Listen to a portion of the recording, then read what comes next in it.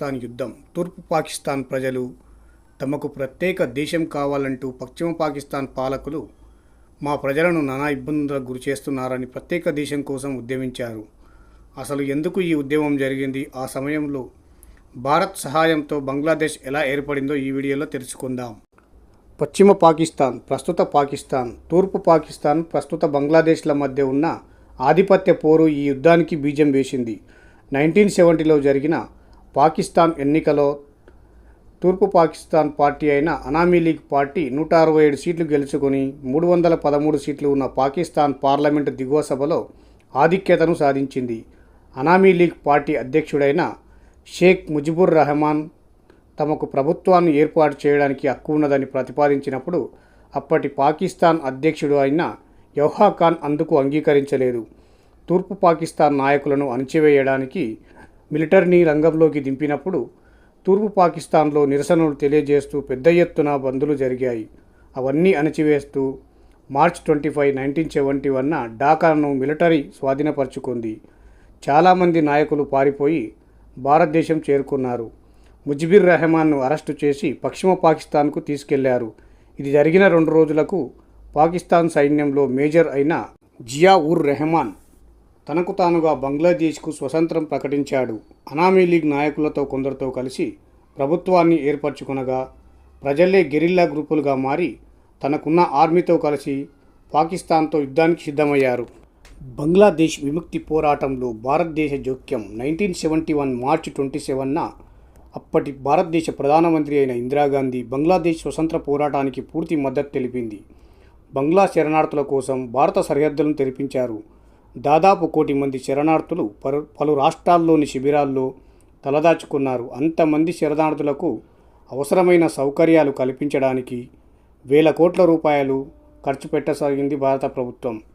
America పశ్చిమ పాకిస్తాన్కు మొదటి నుంచి మిత్రదేశం కావడం వల్ల పాకిస్తాన్కు అవసరమైన ఆయుధాలు, సామాగ్రి సమకూర్చడానికి సిద్ధమైంది. వెంటనే ఇందిరాగాంధీ ఐరోపా పర్యటన జరిపి యునైటెడ్ కింగ్డమ్ను మరియు ఫ్రాన్స్ పాకిస్తాన్కు వ్యతిరేకంగా పనిచేయనున్నట్లు ఒప్పించింది. ఆగస్టులో సోవియట్ యూనియన్తో 20 ఏళ్ల మైత్రి ఒప్పందం కుదుర్చుకొని ప్రపంచాన్ని విస్మయానికి గురిచేసింది.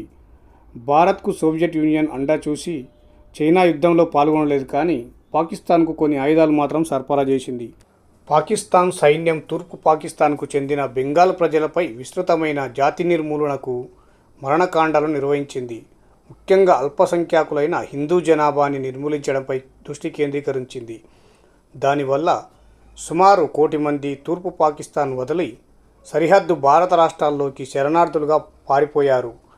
తూర్పు పాకిస్తాన్ భారతదేశం సరిహద్దుని శరణార్థులకు భారతదేశంలో రక్షితమైన ఆశ్రయం కల్పించింది. పశ్చిమ బెంగాల్, బీహార్, అస్సాం, మేఘాలయ, త్రిపుర వంటి రాష్ట్రాలు సరిహద్దులతో శరణార్థుల శిబిరాలు ఏర్పాటు చేశాయి. తూర్పు పాకిస్తానీ శరణార్థులు వరదలా తరలిరావడం అప్పటికే పెనుభారంతో ఉన్న భారత ఆర్థిక వ్యవస్థపై మోయలేని భారం పడింది. భారత ప్రభుత్వం అంతర్జాతీయ సముదాయాన్ని కదిలించడానికి ఎన్నో ప్రయత్నాలు చేసింది, కానీ ఎటువంటి ప్రతిస్పందన రాలేదు. ప్రధానమంత్రి ఇందిరాగాంధీ 1971 మార్చి 27న తూర్పు పాకిస్తాన్ ప్రజలు చేస్తున్న స్వతంత్ర పోరాటానికి సంపూర్ణ మద్దతు ప్రకటించారు.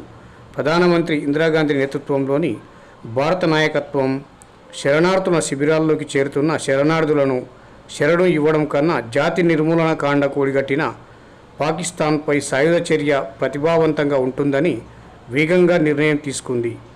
పరిస్థితుల ప్రాబల్యం వల్ల బహిష్కృతులైన తూర్పు పాకిస్తాన్కు చెందిన సైనిక అధికారులు, భారత గూఢచారి వ్యవస్థకు చెందిన సభ్యులు వెంటనే శరణార్థుల శిబిరాలకు ముక్తిబాహిని గెరిల్లాలను నియమించి తర్ఫీదు ఇవ్వడం కోసం ఉపయోగించడం మొదలుపెట్టారు. నవంబర్ 23 యహ్యా ఖాన్ పాకిస్తాన్లో ఎమర్జెన్సీ ప్రకటించి ప్రజలందరినీ యుద్ధానికి సిద్ధమని పిలుపునిచ్చాడు. డిసెంబర్ 3 సాయంత్రం 5:30 భారతదేశ వైమానిక స్థావరాలపైన పాకిస్తాన్ వైమానిక దళాలు 8 భారత స్థావరాలపైన బాంబు దాడులు జరిపాయి. ఇక లక్ష్యాల్లో సరిహద్దుకి 480 కిలోమీటర్ల దూరాన ఉన్న ఆగ్రా కూడా ఉంది. ఆ యుద్ధ సమయంలో తాజ్మహల్ను ఆకులతో, కొమ్మలతో, ఇంకా జనపనారతో కప్పడం జరిగింది. ఎందుకంటే దాని రాయి చంద్రకాంతితో తెల్లటి వెలుగుదీపంలా వెలుగుతూ శత్రువులకు తేలిగ్గా కనిపిస్తూ ఉంటుంది. ఈ దాడులు ఎక్కువ నష్టం కలిగించకపోయినా పాకిస్తాన్ పైన దాడి చేయడానికి భారత్కు సరైన అవకాశం దొరికింది. అర్ధరాత్రి కల్లా భారత యుద్ధ విమానాలు పాకిస్తాన్ పైన దాడులు చేయడం ప్రారంభించాయి. మరుసటి రోజు కల్లా భారత్ తనకున్న సైన్యం, నావికాదళం, వైమానిక దళ బలగాలతో ముప్పేట దాడులు జరపడం మొదలుపెట్టింది. యుద్ధం ప్రారంభమైన 2 రోజులకే 2-3 వేల మంది పాకిస్తాన్ సైనికులు 60 యుద్ధ ట్యాంకులతో చీకటిలో రాజస్థాన్లోని లాంగ్వాలా చెక్పోస్ట్ను సమీపించారు. అక్కడ ఉన్న చెక్పోస్ట్ అధికారి అయిన ధరంవీర్ ఇది తెలుసుకొని తమ బెటాలియన్ హెడ్క్వార్టర్స్కు విషయాన్ని తెలిపి వెంటనే సైన్యం, ఆయుధాలు పంపమని కోరాడు. అంత తక్కువ వ్యవధిలో అవి సమకూర్చడం కష్టమని జవాబు వచ్చిన వీర్ తన దగ్గర ఉన్న కేవలం 120 మంది సైనికులు, అతి కొద్ది ఆయుధాలతో పాకిస్తాన్ సైన్యాన్ని ఎదుర్కొనడానికి సిద్ధమయ్యాడు. సూర్యోదయం అయ్యే వరకు దాదాపు 2 గంటల పాటు ధరంవీర్ తన సైన్యంతో పాకిస్తాన్ సైన్యాన్ని నిలువరించగలిగాడు.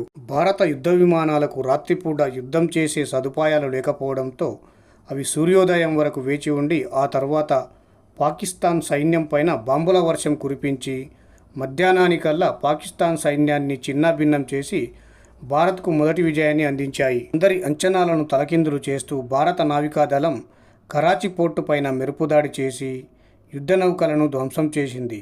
బంగాళాఖాతం జల ప్రాంతాలన్నింటినీ ఇండియన్ నేవీ తన ఆధీనంలోకి తెచ్చుకుంది. మరోవైపు భారత వైమానిక దళం దాదాపు 4,000 యుద్ధ వాహనాలతో పాకిస్తాన్ ఎయిర్ ఫోర్స్ను ధ్వంసం చేసింది. భారత సైన్యం ముందు నిలవలేక పాకిస్తాన్ కేవలం 15 రోజుల్లో అంటే డిసెంబర్ 16న లొంగిపోయింది. అలా పాకిస్తాన్ లొంగిపోవడంతో మరుసటి రోజు భారత్ కాల్పుల విరమణ ప్రకటించింది. 1971 డిసెంబర్ 16న ఢాకాలోని రమ్నా రేస్ కోర్టులో తూర్పు పాకిస్తాన్లో విడిది చేసి ఉన్న పాకిస్తాన్ బలగాలు లొంగుబాటు పత్రంపై సంతకాలు చేశాయి. నాడు భారత్ బంగ్లాదేశ్ కోసం పాకిస్తాన్తో యుద్ధం చేసి ఎంతోమంది సైనికులను కోల్పోయి వారికి యుద్ధ సమయంలో అండగా నిలిచి వారికి స్వతంత్రం ఇప్పించింది. కానీ ఏం లాభం? ఆ బంగ్లాదేశీయులకు విశ్వాసం లేదు.